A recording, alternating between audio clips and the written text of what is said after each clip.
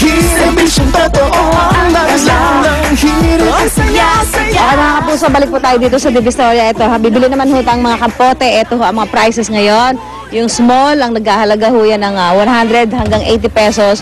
Yung pinakamalaki, yung extra large, 115. So pag bibili ho kayo naman ganito, tingnan nyo ho yung material na ginamit. Baka ho medyo may kanipisan yung kanilang plastic. Ngayon, meron din ho iba-iba klase dito ng payong. Gaya ho nito, yan.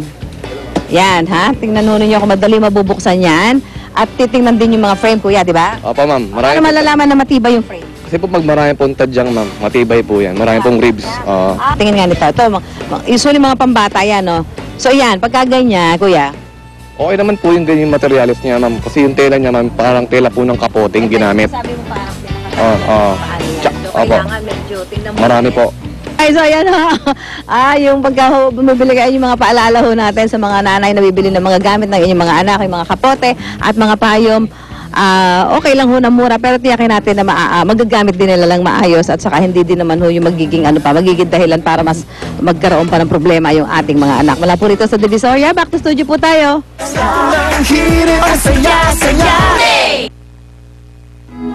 I'm gonna kick my feet up, then stare at the fan. Turn the TV on, throw my hand in my pants. Nobody's gonna Happy birthday to Ernest Koo, President and CEO ng Globe Telecoms. Get well soon, Mang Rick. And Levi Sape, happy birthday. Happy birthday. Okay, mga igan, thank you sa pagtambay.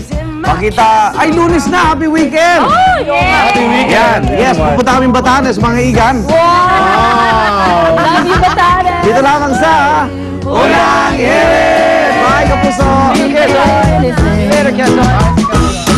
I just wanna let Ang programang ito ay inhatid sa inyo ng Mercury Drug. Gising 24 oras sa mga piling lugar. Mercury Drug, tumutulong para sa kalusugan ng bayan. Sa Mercury Drug, nakasisigurong gamot ay laging bago.